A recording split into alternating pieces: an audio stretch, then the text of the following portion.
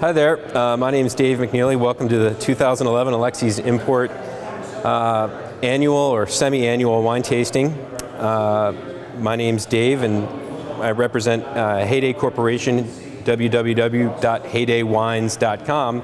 And today we have for you a broad selection of Italian wines, and I actually have one wine from Argentina, a Malbec, which we'll run through here.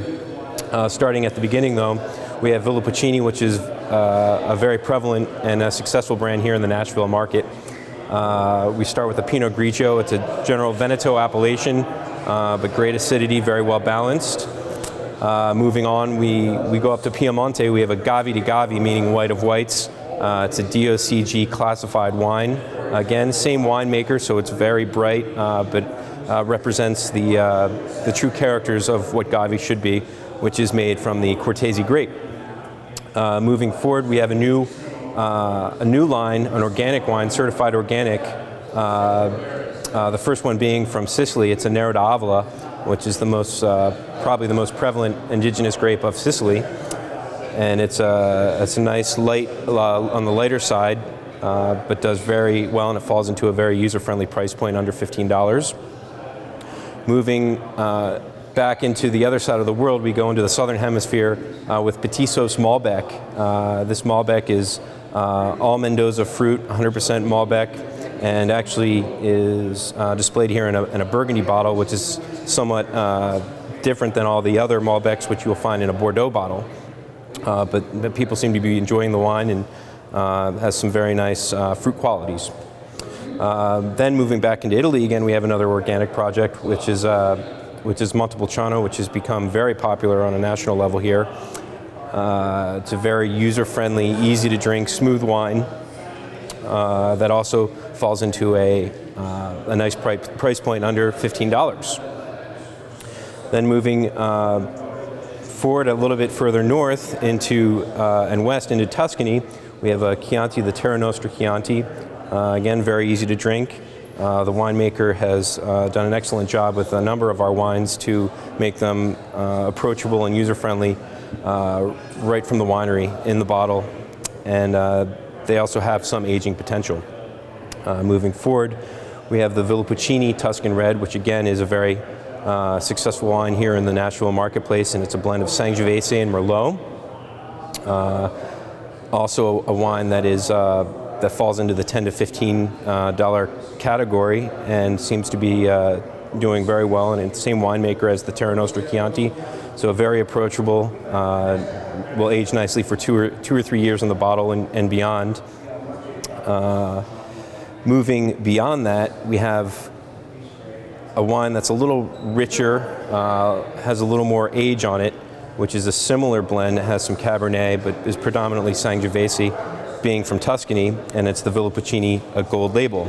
As you can see, the gold label is a little bit, it's a very nice, elegant looking wine, and the wine itself is very elegant. Now, we're going to stay in Tuscany here for the next 2 or 3 wines, and then we'll move on again. But we have a biodynamic Super Tuscan. It's predominantly Sangiovese again, with some Syrah. I believe there's some various different grapes depending upon the vintage, but it also is a very nice wine to have with steak and proteins.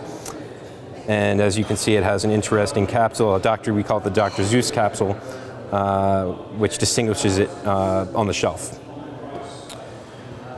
From the same estate, we have biodynamic Morlino di Scansano. Morlino di Scansano comes from a specific appellation within Italy, and it's DOCG regulated by the government, which is the highest classification. And again, it's a very nice,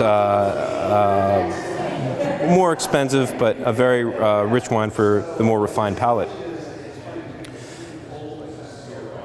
Within the same family, they have another vineyard in Montalcino, and this is a great example of what Brunello di Montalcino should be. It's biodynamic. This happens to be the 2004 vintage, which was highly acclaimed in Wine Spectator. I believe it received about a 95-point score.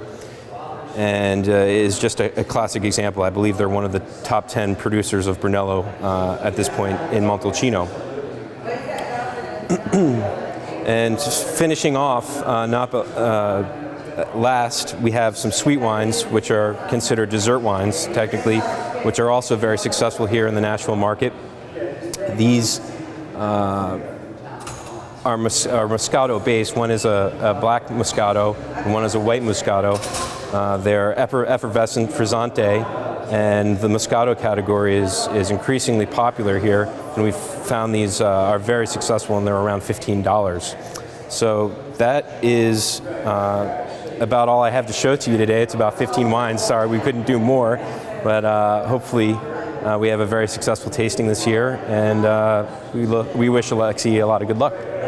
Thank you.